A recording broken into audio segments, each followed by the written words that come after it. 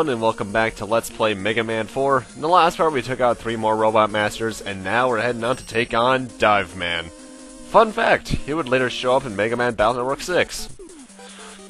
Anyway, Diveman, a robot that has the ability of a submarine. His dive missile is an amphibian homing missile. Good point, keen ear. Bad point, motion sickness. Likes coral reefs, I'm guessing that's a misspelling of coral reef, and dislikes Pirate Man from Mega Man and Base. Oh, the poor guy. Ooh, God, that was close. Yeah, luckily, while spikes aren't instant kill, if you have invincibility frames, you're safe. Well, if you're playing everything Mega Man 2 onwards. Mega Man 1, there's a glitch that'll kill you either way. Obviously, Diveman's level is the underwater one, which of course means that we have the wonked out physics of the water levels, which really shouldn't work, and we also have 2 fights against this guy right here. He is extremely weak to Brightman's weapon, if only because you can marathon shoot him to death.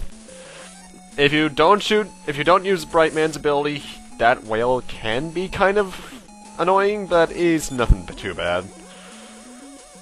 Also, it's here that I realize that I'm actually out of practice with Mega Man 4, because the last time I played this was probably 2 or 3 years ago, so yeah, I kinda die a couple times in this part off screen. And even then, I'm looking at the timeline, got a couple ones on screen, and Eddie, why are you being useful for once? It's really scaring me how useful Eddie is being this playthrough, because he's never this useful ever.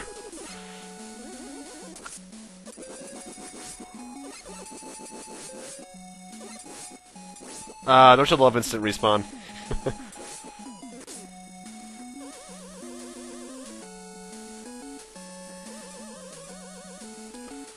Though I do, gotta admit, I like Diveman's theme. The soundtrack's a lot more kick-ass than I remember it being. Also, these weird jellyfish things remind me a lot of Metroids for some reason. I wonder why. They also kind of remind me of the things from, Bubble Man stage in Mega Man 2. And it's Mr. Whale again.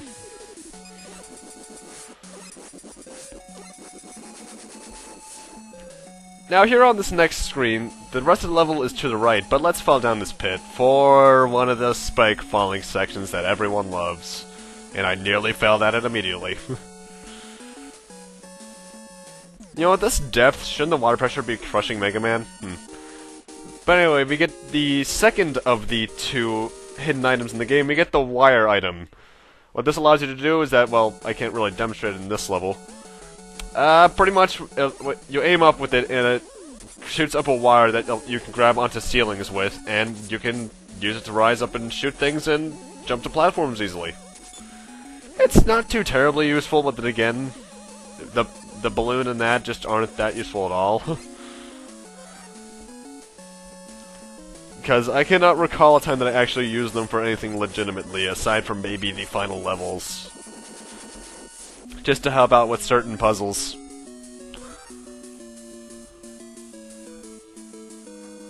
But now that we're back here, we can actually travel all the way to the right and actually, you know, finish the stage. You know, looking at the aesthetics of this level, it reminds me a bit of Splash Woman's stage from 9. I think it's the bubbles that do it. I still have to beat 9. Don't slide off that ledge, by the way, because you'll go into spikes, and that's dick spike placement there, Capcom. There's no way to avoid that in my situation, then. That is just scary. Then again, it's not spiked wall, man, so... Yeah. Anyway, it's time for us to go up against Diveman. He is weak against the skull barrier. And he's actually one of the hardest bosses in the game.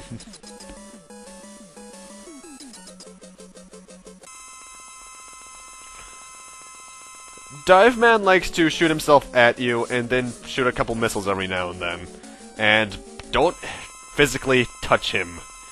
He hurts like nothing else in the game, if I recall correctly. Aside from maybe one of the final bosses. But with the skull barrier, you just have to walk into him and he goes down just fine. Weaknesses are weaknesses, and that is thankfully the way it'll always be. How loud is my TV? Okay, not very loud at all. I'm hoping you guys can't hear that. And for beating him, we get the dive missile. This is actually one of my favorite weapons in the game, because when you shoot it, it actually follows enemies around. It's kind of similar to the magnet missile from 3, only a bit more useful. Anyway, it's time for the final Robot Master. It's time for Drillman. Let's see... Drillman, a digger robot for a construction site. He has been given an award for finding a gold mine. Good point, he's industrious. Bad point, he's a haphazard. Likes a rushed job, but dislikes calculations, so he's not a big fan of calculus, I see. Then again, is anyone? Wait, there are people who major, and of course there are. Crap.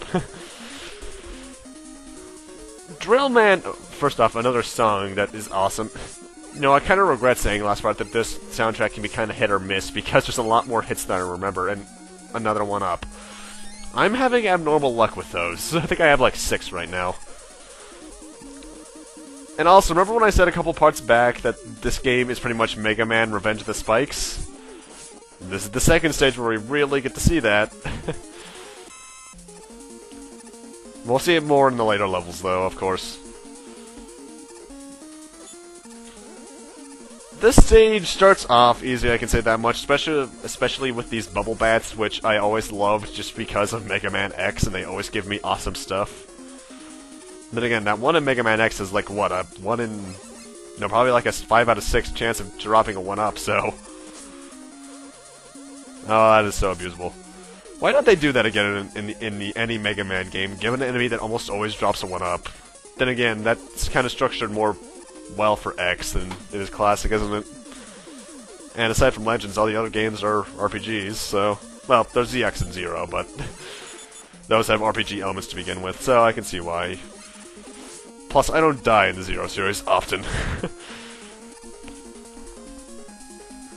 And now we're getting to the painful part of the stage.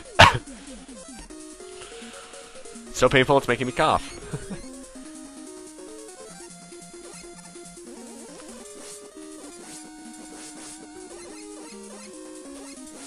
You know, it's one thing I'm surprised I actually haven't brought up is that every enemy actually does have a name, but we don't really get to... Another one up, okay. We don't actually get to hear many of them, aside from the metal slash metars that we've been seeing throughout every game in this franchise. But other than that, I don't know why they don't really give us the names, because they have them. Also, I hate the rocks in this section. As we'll see right here, they themselves can hurt, but so can their debris, which is kind of a dick move. I don't like this section much. And here comes the second half of the section, actually, where there's these switches in the background that you can jump and hit. And the platforms will appear. If I recall correctly, the platforms are still technically there. They're just not visible, so I believe you can skip over the switch. Keyword, yet again, like I say a lot, is believe. I could so totally reference Parappa the Rapper right now, but I'm not going to. Yeah, I hate this section. Especially this one specific. I hate this specific jump. But luckily, there's not many... This section is overall fairly short, because we're at Drillman right now. I don't know why I felt like killing that, but I did. Anyway, Drillman is weak against the dive missile, so get that out. Drillman likes to drill under the ground, and you can't hurt him, and then he'll jump out around you or right underneath you. And that'll, of course, hurt. And then he'll shoot his drill out, which I actually... how does that work? Oh, it just goes straight forward and explodes. And that is actually quite a powerful weapon, if I recall it correctly, as well. But with the dive missile, he's no big deal, really. Actually, the way the dive missile works, it kind of reminds me of the Horming missile from Mega Man X1. It's a fairly similar boss, too, because Drillman's actually one of the hardest robot masters to Mega Buster in the game. So, huh. There are similarities there, I suppose. But with that, all 8 robot masters are defeated. Booyah! Let's see what we can do next. Well, well, of course, we get, I want to say it's called the Drill Bomb. Yes, it is. That pretty much shoots forward and explodes. It really hurts, too. And we also get the Rush Jet adapter. Yet again, sadly, like in Mega Man 6 and 5, nowhere near as good as it was in Mega Man 3. In 3 you can control your direction freely, but in this one you can only, go forward and go up and down whilst moving forward. It's nowhere near as good as it was in 3. And what the heck, Kremlin? Yeah, Dr. Cossack, by the way, is Russian. His full name is Mikhail Cossack, I want to say? At least I know Mikhail's the name of one of the masters in ZX Advent. And honestly, I'm just gonna say right now, this kind of reminds me of Rocky 4. We can be friends! Oh, Rocky 4, you are so silly. And when you're in the snow in this level, you are in fact slowed down, and your jump is kinda gimped, only slightly though. And another one up! Seriously, what the hell? That never happens. These slinky guys can be kind of annoying. Not really. This intro section is actually the easiest part of the level. Then again, that is the way it really should be.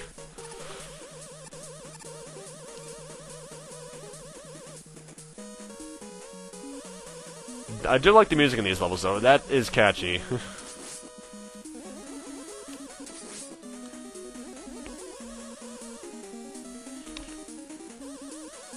And Dr. Cossack actually has his own bio on the freaking CD base, if I recall correctly, but I'll do that during the actual thing later on. I believe he does. Let me check, actually. Actually, no, Dr. Cossack doesn't have his own bio. Never mind. That's kind of weird, actually.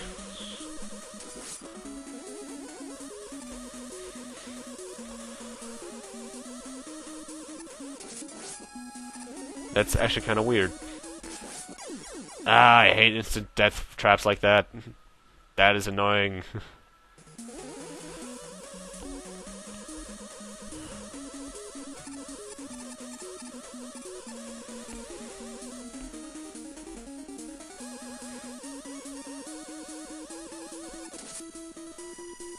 And this section can be annoying if you fall, because that means you have to redo it all, too. Of course, you have to use Rush Coil to get up here. There is probably some way you can jump that high if you know how to use the game's glitches well enough, but I don't care for that. And you can technically speedrun this room right here if you just jump from ladder to ladder, but I don't trust my luck as of recent, so... yeah. Considering the fact that we've had so much snow up here recently. Stupid nor'easters. It's legitimately snowing right now, and... it's annoying. Because the current date is February 13th. The day before Valentine's Day, actually. Happy Valentine's Day, everyone. Although it's probably severely past by now. With that, you should be able to tell how far I record these in advance. Also, I should mention, don't die to this boss, because the checkpoint is halfway through the stage. This room is here just as a lie, really. It's not a checkpoint at all. Anyway, we have the first boss of Cossack's Citadel here, the Mothra. It is weak against... freaking Ring Boomerang. And Dust Crusher, but the Ring Boomerang does more. The Drill Bomb is pretty good as well. And it's actually a bit of a nod to Mothra from freaking Godzilla, of course. It is not that hard, but I will say a lot of the bosses here are weak against Ring Boomerang. But with Mothra defeated, I'm gonna need to end this part off here. Thank you guys for watching. Rate, comment, subscribe, all that kind of stuff. And next time on Let's Play Mega Man 4, we'll be going to the second, and probably the rest of Cossack's castle, actually, and seeing what awaits us throughout it. See you guys then.